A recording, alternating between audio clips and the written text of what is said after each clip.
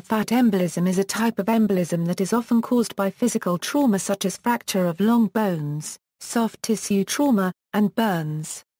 Presentation: unlike emboli that arise from thrombi, fat emboli are small and multiple, and thus have widespread effects. Fat embolism syndrome is distinct from the presence of fat emboli. Symptoms usually occur 1–3 days after a traumatic injury and are predominantly pulmonary, neurological, dermatological, and hematological.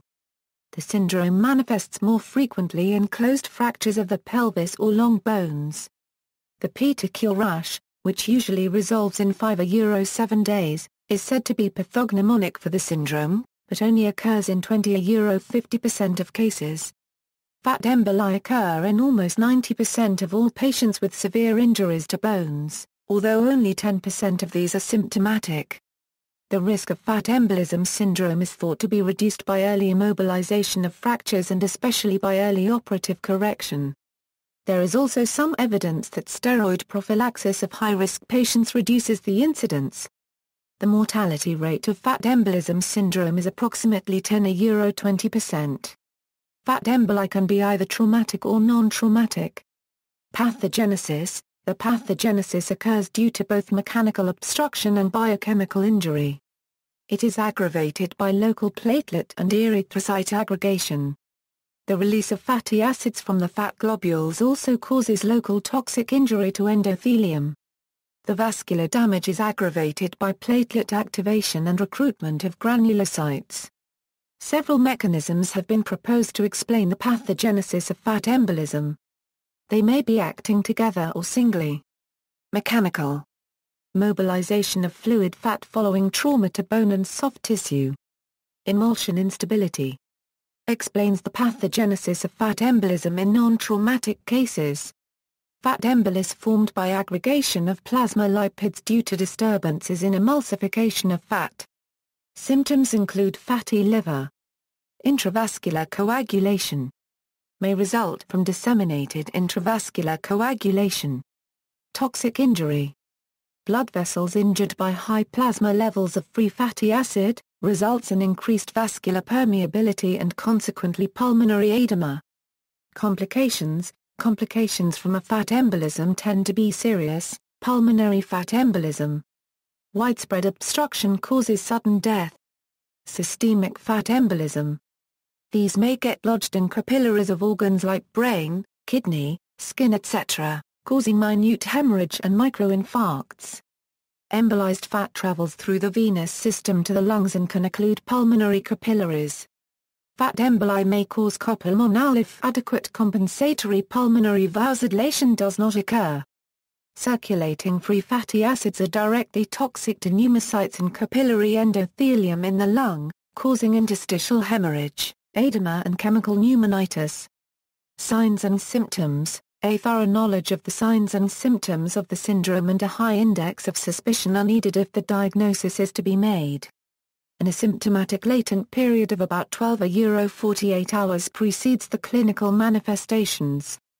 The fulminant form presents as acute copulmonal, respiratory failure, and/or embolic phenomena leading to death within a few hours of injury. Clinical fat embolism syndrome presents with tachycardia, tachypnea, elevated temperature, hypoxemia, hypocapnia, thrombocytopenia, and occasionally mild neurological symptoms. A petechial rash that appears on the upper anterior portion of the body, including the chest, neck, upper arm, axilla, shoulder, oral mucosa and conjunctiva is considered to be a pathognomonic sign of FES, however, it appears late and often disappears within hours. It results from occlusion of dermal capillaries by fat, and increased capillary fragility. Central nervous system signs, including a change in level of consciousness, are not uncommon.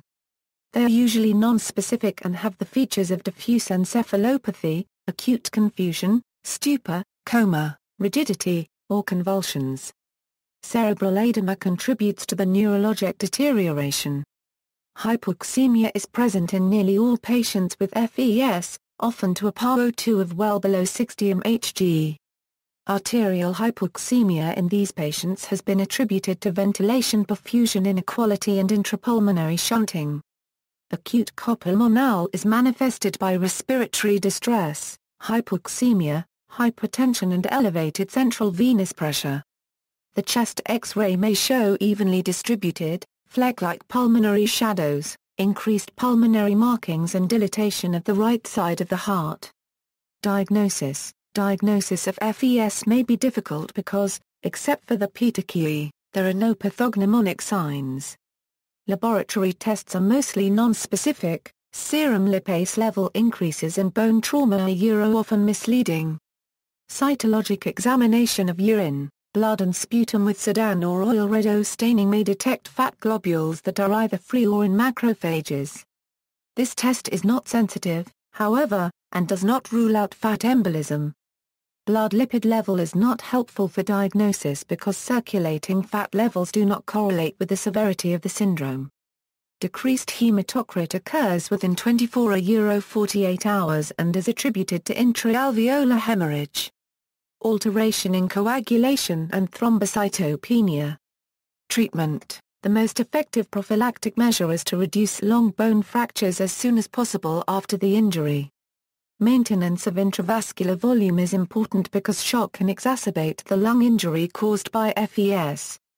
Albumin has been recommended for volume resuscitation in addition to balanced electrolyte solution, because it not only restores blood volume but also binds fatty acids, and may decrease the extent of lung injury.